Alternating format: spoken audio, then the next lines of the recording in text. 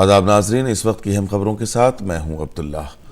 वज़ीर-ए-आज़म नरेंद्र मोदी ने नकल मकानी करने वाले जानवरों, परिंदों और दीगर जानदारों की नस्लों के तहफ़्फ़ुज़ के सिलसिले में 13वीं कॉन्फ्रेंस ऑफ पार्टीज़ यानी COP 13 का इफ्तिताह किया। वज़ीर-ए-आज़म ने अपने खिताब में जंगली जानवरों के तहफ़्फ़ुज़ पर बात की। गुजरात के गांधीनगर में मुनक़िद होने वाली ये कॉन्फ्रेंस 22 फरवरी तक जारी रहेगी।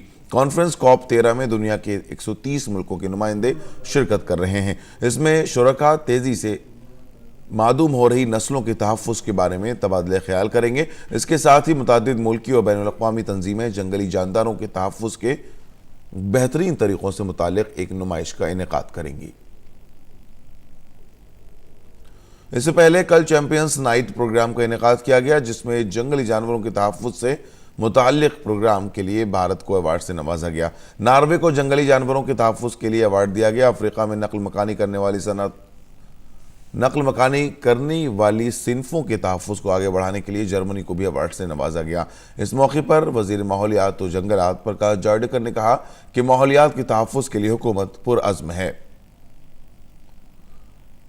अक़वाम मुत्तहिदा के सेक्रेटरी जनरल एंटोनियो गुतरेस की कश्मीर के मसले पर सालिसी का किरदार अदा करने की पेशकश पर भारत ने सख्त रद्द अमल का इजहार किया है। वज़ारत ख़ारजा के तर्जुमान रवीश कुमार ने कहा कि कश्मीर पर किसी तीसरे फरीक या सालिसी का कोई किरदार नहीं है। उन्होंने कहा कि भारत के मौक़िफ़ में कोई तब्दीली नहीं है। जम्मू कश्मीर भारत का अटूट हिस्सा रहा है और रहेगा। अगर किसी मसले के हल की ज़रूरत है तो वो पाकिस्तान के ज़रिए गलत तरीके से कब्ज़े में लिए गए इलाके को खाली कराने का मसला है। बकिया अगर कोई मसला है तो उस पर दो तरफा बातचीत होगी। किसी तीसरे फरीक या सालिसी के लिए कोई गुंजाइश नहीं है। काबिल जिक्र है कि एंटोनियो गुतरेस इतवार को 4 रोज़ा दौरे पर पाकिस्तान पहुंचे हैं। फौज में खवातीन अफसरों को भी मुस्तकिल कमीशन में शामिल किए जाने के मामले में सुप्रीम कोर्ट ने अपना फैसला सुना दिया है। सुप्रीम कोर्ट ने कहा है कि फौज को खातून अफसरान को भी मुस्तकिल कमीशन देना होगा। ख्याल रहे कि 12 मार्च 2010 को हाई कोर्ट ने शॉर्ट सर्विस कमीशन के तहत फौज में आने वाली खवातीन को सर्विस में 14 बरस मुकम्मल करने पर मर्दों की तरह मुस्तकिल कमीशन देने की हिदायत दी थी। वज़ारत दिफा ने इसके खिलाफ सुप्रीम कोर्ट का रुख किया था। सुप्रीम कोर्ट ने समाअत के लिए अपील को मंजूर कर लिया था। सुप्रीम कोर्ट शाहीन बाग में जारी मुजाहरे पर आज फिर समाअत करेगा। पिछली समाअत में सुप्रीम कोर्ट ने मरकज और दिल्ली हुकूमत को नोटिस जारी करते हुए कहा था कि मुजाहरों के लिए सड़कों को जाम नहीं किया जा सकता। अदालत ने कहा कि मुजाहरा तवील अरसे से जारी है, ऐसे में मुजाहरों के लिए मखसूस जगह होनी चाहिए, लेकिन रास्ता रोका नहीं जा सकता। निर्भया इज्तिमाई इस्मत दरी के कसूरवारों के खिलाफ नए सिरे से डेथ वारंट जारी करने वाली अर्जी पर पटियाला हाउस कोर्ट में समाअत होगी। निर्भया के वालिदैन ने 11 फरवरी को नया डेथ वारंट जारी करने के लिए अर्जी दाखिल की थी। पटियाला हाउस कोर्ट ने पहले डेथ वारंट में 22 जनवरी को फांसी देने की हिदायत दी थी। उसके बाद अदालत ने 1 फरवरी को फांसी देने का हुक्म दिया था।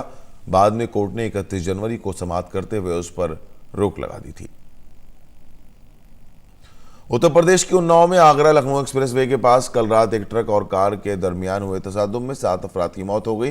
पुलिस के मुताबिक हरदोई उन्नाव शाहराह पर आगरा लखनऊ एक्सप्रेसवे टोल नाका के ठीक सामने एक कार का टायर फटने से वो बेकाबू होकर दूसरी लेन पर जाकर ट्रक से टकरा गई।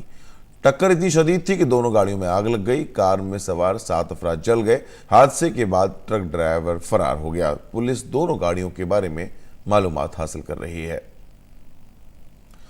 वज़ीर-ए-आज़म नरेंद्र मोदी ने कल उत्तर प्रदेश के अपने पार्लिमानी हल्के वाराणसी का एक रोज़ा दौरा करके जिसमें उन्होंने कई तरक्याती मंसूबों को कौम के नाम वक्फ किया। वज़ीर-ए-आज़म नरेंद्र मोदी ने अपने पार्लिमानी हल्के वाराणसी में लोगों से खिताब करते हुए कहा कि उनकी हुकूमत आर्टिकल 370 और शहरियत तरमीमी कानून के फैसलों पर अटल है। उन्होंने कहा कि ये फैसले मुल्क के मफाद में हैं।